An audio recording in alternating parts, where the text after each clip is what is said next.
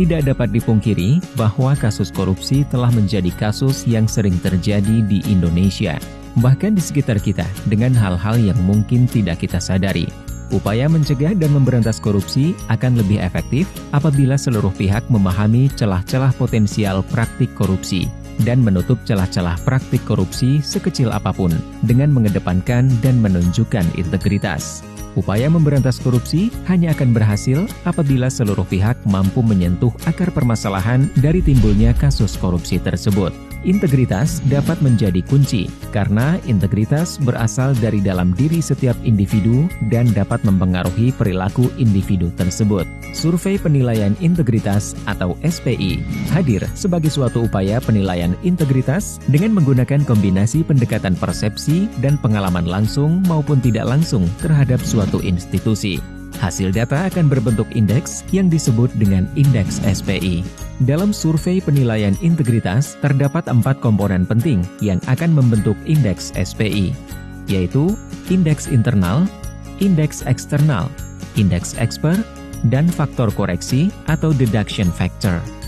Indeks internal didapatkan melalui survei yang dilakukan kepada pegawai di kementerian atau lembaga atau pemerintah daerah atau KLPD dan mengukur indeks budaya organisasi yang meliputi transparansi, konflik kepentingan, keberadaan calo, nepotisme, suap, kerugian negara, dan penyalahgunaan wewenang oleh atasan. Sistem anti korupsi meliputi keberadaan dan efektivitas sistem anti korupsi. Pengelolaan sumber daya manusia atau SDM yang meliputi promosi, mutasi, dan kebijakan peningkatan kualitas SDM. Dan pengelolaan anggaran yang meliputi risiko penyelewengan anggaran, perjalanan dinas fiktif, hingga pengadaan barang dan jasa. Indeks penilaian eksternal dilakukan kepada pengguna layanan atau pemangku kepentingan dengan mengukur indeks transparansi, sistem anti korupsi yang meliputi transparansi dan integritas pelayanan.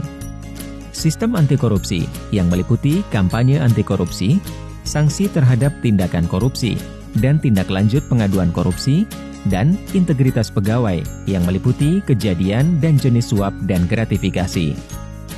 Indeks penilaian expert dilakukan kepada ahli untuk mengukur transparansi dan sistem anti korupsi lembaga publik dari sudut pandang narasumber ahli.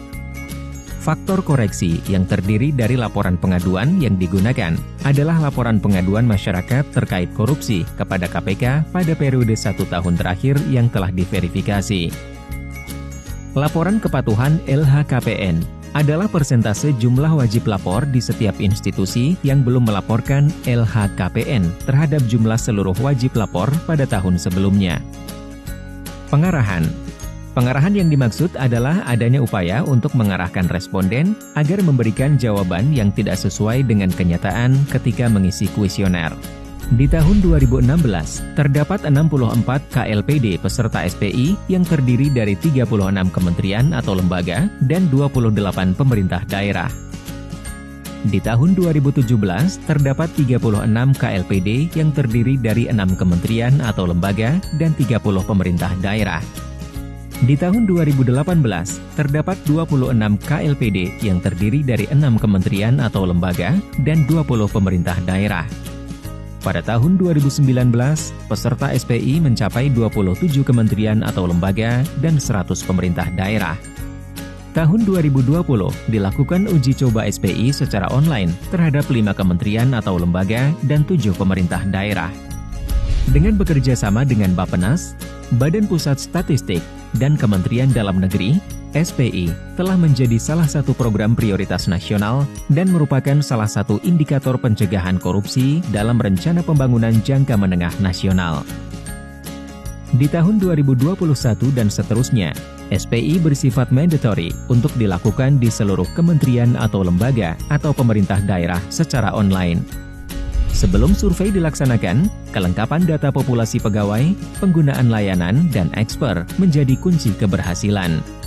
Karena survei akan dilaksanakan secara online, maka data koresponden dari populasi sangatlah penting.